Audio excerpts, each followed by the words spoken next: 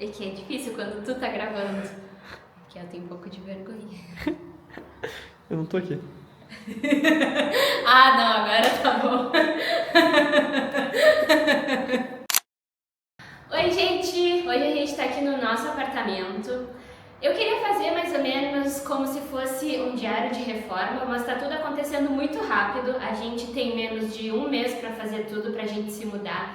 Já temos marcenaria marcada para instalação, pedra, automação, tudo tá com um dia exato para acontecer. Mas como toda obra, sempre tem algumas coisinhas que acontecem no meio. E aqui vocês estão vendo, né, que nosso piso tá todo estranho. A gente tá com roupa velha que a gente vai sujar, porque a gente veio botar a mão na massa, porque o que acontece? A gente quer instalar o piso vinílico aqui em todo o apartamento, né? O que o piso vinílico tem de vantagem? A gente consegue passar pano úmido por cima, ele não é que nem o piso laminado que a gente tem que ter esse cuidado.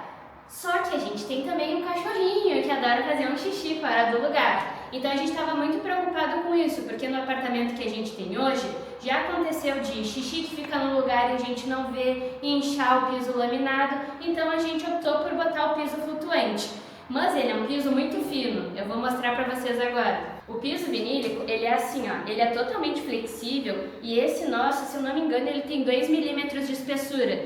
Então a gente precisa fazer um contrapiso mais alto para receber ele e nivelar com o porcelanato, mas não foi o que aconteceu aqui. Então a gente está tentando fazer um enjambre, nada mais é que uma gambiarra, de subir esse nível com cimento cola, por isso que vocês estão vendo aqui que já está com essas ranhuras, que foi um primeiro nível de cimento cola, para depois vir com o autonivelante do vinílico. O autonivelante é como se ele fosse também um contrapiso, digamos assim. Mas ele é um material bem líquido, ele vai esparramando e fica 100% liso, não pode ter nenhuma bolinha, nenhuma pedrinha, nada. Porque como o piso vinílico ele é flexível, tudo que vai embaixo dele de irregularidade vai mostrar por cima. Então se tiver uma pedrinha aqui, ele vai passar um relevo para cima, não é que nem o porcelanato que é totalmente rígido. E aí hoje o que a gente veio fazer aqui é nivelar. A gente vai preencher todas essas ranhuras. Isso daqui foi um grande parceiro nosso que fez pra gente, o Michael. Ele veio deixando no nível que precisa e agora a gente só vai preencher mesmo essas ranhuras. Essas ranhuras ficaram porque ele usou uma vassoura dentada, que a gente chama, que é, na verdade, pra gente colocar também o autonivelante depois. Porque é muito mais ágil e a gente consegue ter um controle maior do nível. Mas agora a gente precisa preencher e deixar o mais lisinho possível para que o autonivelante fique na espessura máxima que ele consegue, que é os 4 milímetros. Dá para entender, né? Sim.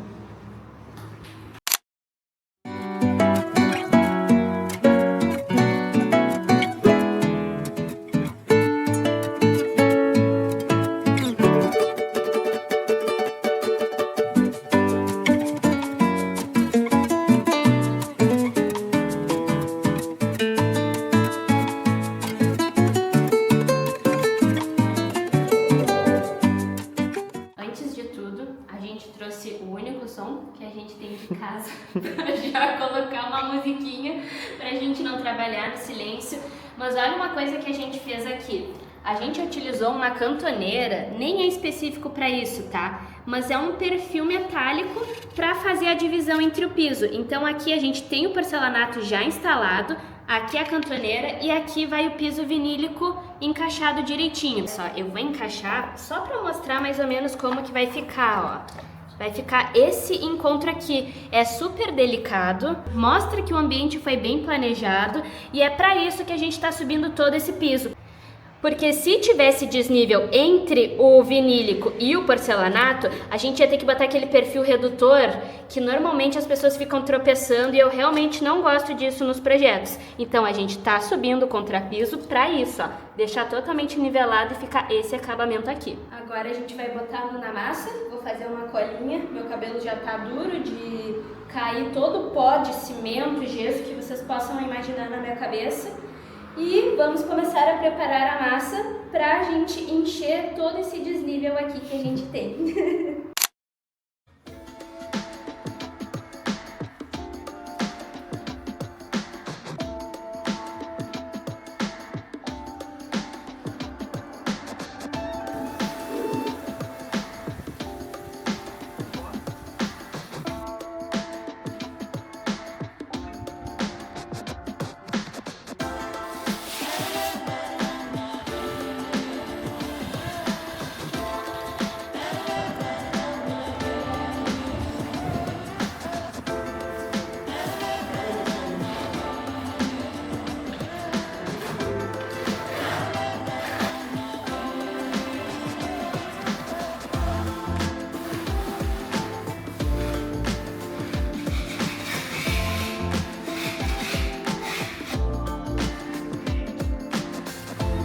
pé no chão aí, mano.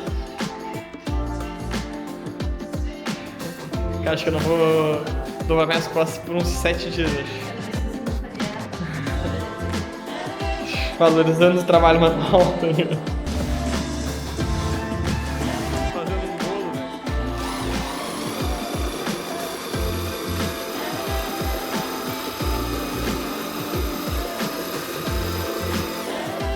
Põe mais água. Deixa eu dar cara aí. Tá suja? Tá toda cheia de pintinho.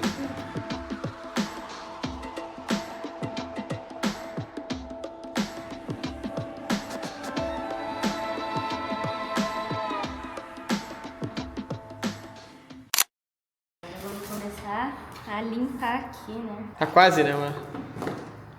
Depois de um churrascão. Tá difícil. Meteu um churrascão. Sim, uma canseira, sono. Eu acho que tem uma caixa ali aberta ali. Essa tá aberta aqui na lateral, todas estão. Isso aqui. Fazer a limpeza. Vamos botar todas uma em cima da outra pra também Pode utilizar ser. o espaço? Pode ser. Aqui não, velho. Eu acho que vai ver.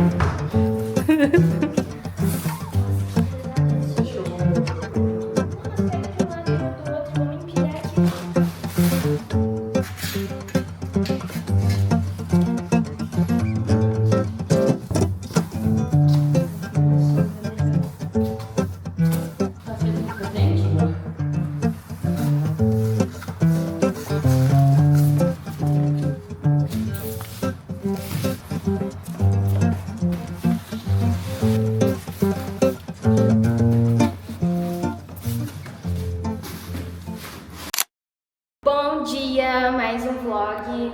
Hoje é terça-feira, então já se passaram 2 dias de que a gente esteve aqui no apartamento e nivelou todo o piso, tá? Aqui temos spoilers, na verdade no último vídeo já dava pra ver, mas nesse ângulo dá pra ver bem melhor o forro da nossa cozinha, todo azul, eu já tô ansiosa pra ver. Hoje pra cá pra obra eu trouxe mais uma latinha, porque faltou mais uma lata de tinta pro pintor dar mais uma demão aqui. E vou falar algumas outras coisas também do que tá acontecendo por aqui, tá? Eu vou deixar a câmera assim, porque eu acho que fica super bom de ver. Talvez eu já tenha falado em algum outro vlog que a gente pediu pro teto aqui ser laje aparente. E quando a gente veio visitar em 2022, em 2023, essa laje estava incrível. Por isso que a gente pediu para que ela ficasse aparente e não colocasse massa corrida. Porém, por uma desorganização da construtora, tá? Eles não deixaram nenhum aviso na porta, nada escrito, só tinha o nosso termo assinado. E não tem como a pessoa entrar aqui e saber que essa laje não ia ser rebocada se não tivesse um aviso, né? E não estavam 100% do tempo olhando o que cada prestador de serviço estava fazendo. Dentro de uma obra grande como essa, entram muitos terceirizados. E eles chegaram aqui com a pistola de massa corrida e simplesmente passaram no nosso teto. E vocês podem ver que agora a gente tem essas várias marcas porque eles lixaram toda a nossa laje e ficou toda marcada.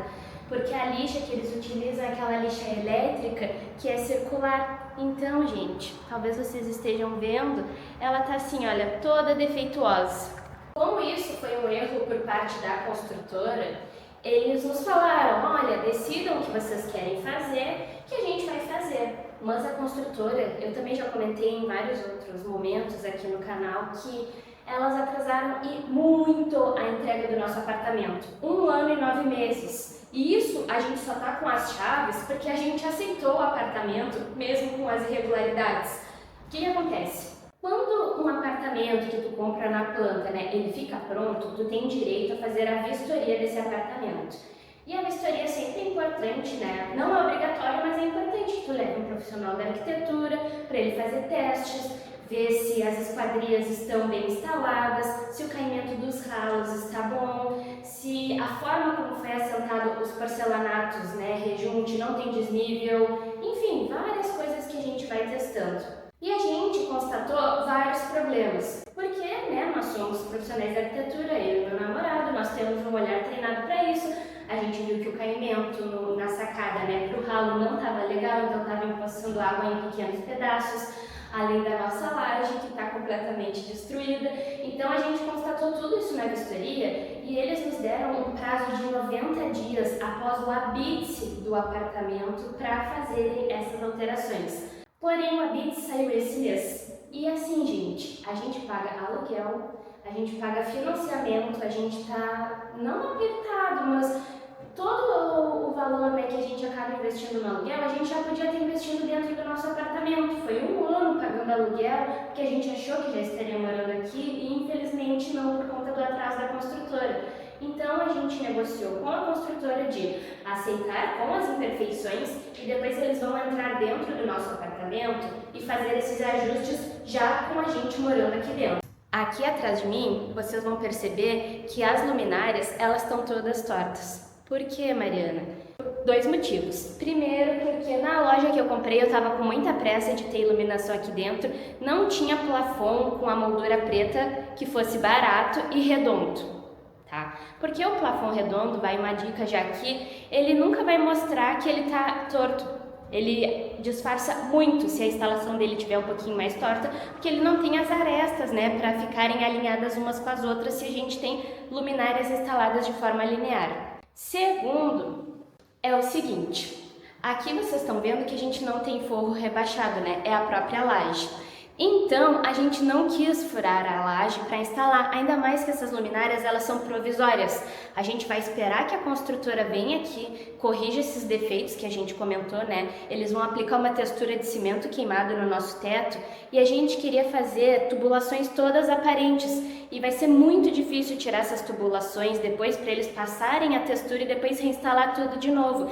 Então eu fui lá na loja, eu peguei os plafons mais baratinhos, pedi para o eletricista instalar de forma provisória. E aí por isso que eles estão tortos, porque eles foram instalados nas próprias caixinhas de espera da laje. Eu não quis furar a laje para instalar eles, porque como eu disse, são provisórios. Aqui, onde há a circulação que leva para os quartos e banheiros, onde tem forro de gesso rebaixado, a gente já comprou a iluminação que vai ser definitiva. Ainda não foi instalada, mas aqui vai ser um pontinho de embutir. E aqui nos banheiros eu vou fazer uma coisa bem legal. Lá no fundo, a gente, em todo o perímetro do forro, vocês vão ver que eles têm um afastamento, né, das paredes. Isso a gente chama de tabica.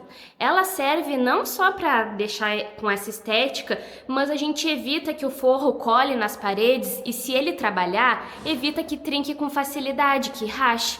Então, onde a gente tem a tabica lá no fundo, dentro do box, a gente vai botar um perfil bem pequenininho, com uma iluminação para ficar mais indireta e a gente tomar aquele banho aconchegante. Eu vou fazer tanto aqui nesse banheiro, quanto no banheiro lá da suíte, que também a gente tem tabica lá no fundo e vai colocar essa iluminação.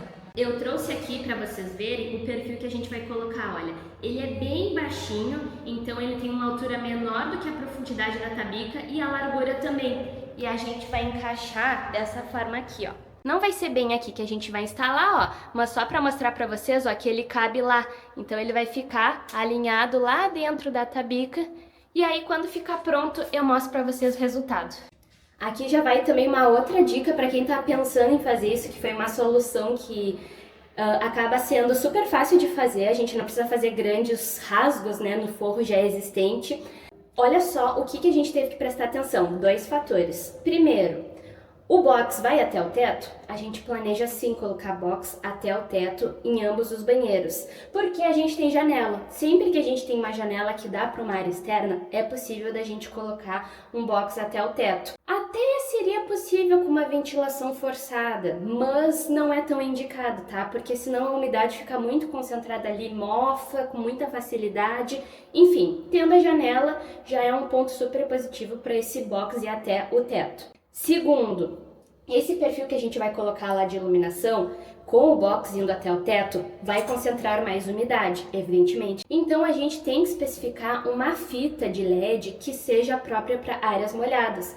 Não vai ficar 100% exposto à chuva, mas, gente, é uma garantia que se tem. Coloquem fita de LED IP65, que é uma fita de LED resistente à água, tá? Aí ela não vai queimar por conta da umidade extrema da área do box. E agora vim deixar aqui o fio que eu comprei a mais, né, para instalar essa fita de LED lá na tabica, e também a latinha de tinta a mais que a gente comprou porque acabou não dando o suficiente para cá, porque tava com muitas irregularidades. O pintor vai dar mais demão para disfarçar, enfim, gente, a gente tá se virando nos 30.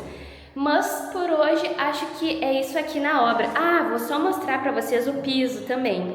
Aqui foi o piso que eu e o Dudu viemos no final de semana para regularizar. Eu tô bem surpresa com o resultado. O piso ficou super firme, porque tem que ser algo bem forte, porque quando a gente colocar o primer e o autonivelante para instalar o vinílico, ele gruda e é como se puxasse, então tem que estar com uma aderência, uma resistência bem forte. E aqui consigo perceber que tá. Amanhã vem o instalador do vinílico aqui e aí ele vai testar também, mas olha só, ficou super bacana. E aqui, ó, lembra que eu falei para vocês? Esse limitador metálico que a gente colocou para separar os pisos, olha como ele fica bem discreto. É muito melhor do que ter soleira separando, né? Já mandei mensagem para o eletricista, mandei mensagem para o pintor e, gente, tudo tá dando certo, tá tudo dentro do cronograma, mas isso também só é possível, né? Porque eu tô gerenciando a obra, isso demanda muito tempo, mas é algo que eu já tô acostumada a fazer. Então, por exemplo, o piso deu um probleminha pelo desnível, a gente teve que subir aqui um pouco o nível para depois, né, conseguir colocar esse perfil, fazer uma transição entre os revestimentos que mudam de uma forma mais suave, mais sofisticada. E como a gente estava no cronograma, estava com tudo bem estabelecido, deu super certo, a gente veio no fim de semana, fez o que teve que fazer e agora essa semana já segue com o cronograma que nem a gente tinha definido. Às vezes, é claro que tem certos percalços, né, percalços, é assim que fala? Às vezes acabam tendo alguns probleminhas que podem realmente dar uma atrasada e tá tudo bem, desde que tenha um profissional, né, que seja competente dentro da obra para que saiba qual que é a orientação a ser tomada nesse momento. E aí aquilo não virar uma grande bola de neve, um prestador de serviço sem comunicação com o outro, não ter compatibilidade. Essa semana eu estava até falando com o gesseiro que fez esse fechamento aqui pra gente, porque o forro aqui ele não ia até a porta, né? E ele estava falando que ele foi instalar o forro aqui para uma vizinha, inclusive, e ela não tinha projeto, né, de interiores, não tinha projeto de arquitetura de interiores. E aí ele estava colocando LED mais ou menos onde ela tinha pedido, mas aí tinha guarda-roupa que ia até o teto ali naquele pedaço, e aí não sabia onde que ia ser instalado o split, então ele teve que pausar tudo, teve que desmanchar algumas partes, porque não tinha compatibilização entre os profissionais e essa comunicação, porque não tinha um gestor. Ela ia pedindo, o eletricista faz isso, o gesseiro faz isso, a loja de móveis planejados faz isso, e não é porque eu presto esse serviço, entende? Mas eu vejo como é diferente, então em menos de um mês a gente vai fazer tudo e logo vai se mudar. Agora deixei tudo aberto para arejar e secar um pouquinho mais ainda esse contrapiso e vou embora para as minhas próximas obrigações de arquitetura com clientes que não sejam eu.